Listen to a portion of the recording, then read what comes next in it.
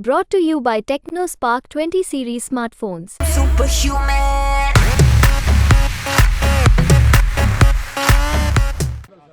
देखिए, मुख्यतः पहले तो जेल से छूट के आने के बाद कांग्रेस अध्यक्ष खड़गे जी से मिलकर उनका आशीर्वाद लेना था। हम लोगों का हमेशा हाउस के अंदर वो हौसला बढ़ाते रहते हैं और जब भी कोई सरकार के खिलाफ आवाज हम लोग उठाते हैं तो हमेशा साथ देते हैं। हमारे लीडर ऑफ अपोजिशन भी हैं राज्यसभा में, तो उसके लिए मुलाकात हुई।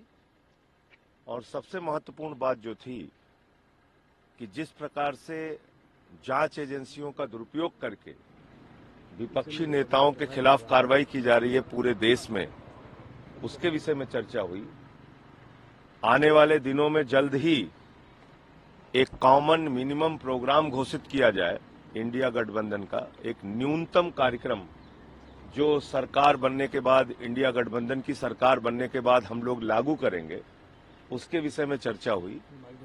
और खास तौर से आज जब बाबा साहब की जयंती है तो भारत के संविधान और लोकतंत्र को कैसे बचाना है, इसके लिए कैसे हम लोग एकजुट होकर काम करेंगे, उसके बारे में बातचीत हुई।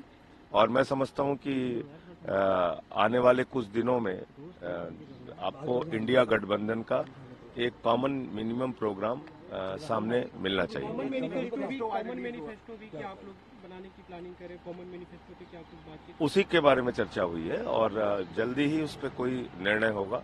आज बीजेपी ने मैनिफेस्टो रिलीज किया, प्रधानमंत्री। अभी मैं बातचीत के लिए जब अंदर था तो उसी समय मुझे पता चला कि बीजेपी ने कोई मैनिफेस्टो रिलीज किया है।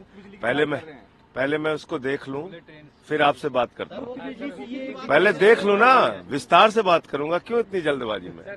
उनका पहले घोषणा पत्र देख लूं, 10 साल का रिपोर्ट कार्ड आप लोगों के सामने है, उसको भी याद करना जरूरी है कि 10 साल में उन्होंने क्या किया। सर, वो कह रहे हैं 10 साल सारे काम कर दिए जितने तो घोषणा पत्र सिर्फ हवाई ना हो, इसके लिए एक बार पढ़ के, और जो उनका पुराना 10 साल का कार्यकाल रहा है, उन्होंने कितना काम उसमें किया और नई घोषणाओं पर कितना यकीन इस देश के लोग कर सकते हैं, तब विस्तार से बात करेंगे आपसे। वो कह रहे हैं कि 10 साल में पूरा काम किया, जो मैंने आपसे एक वादा निभाया 10 साल का। कौन सा मिल गया? 20 करोड़ नौकरी लोगों को, 2 करोड़ नौकरी हर साल के हिसाब से 20 करोड़ नौकरी मिल गई क्या?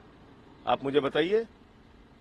महंगाई कम हो गई देश में, किसानों की एमएसपी लागू हो गई।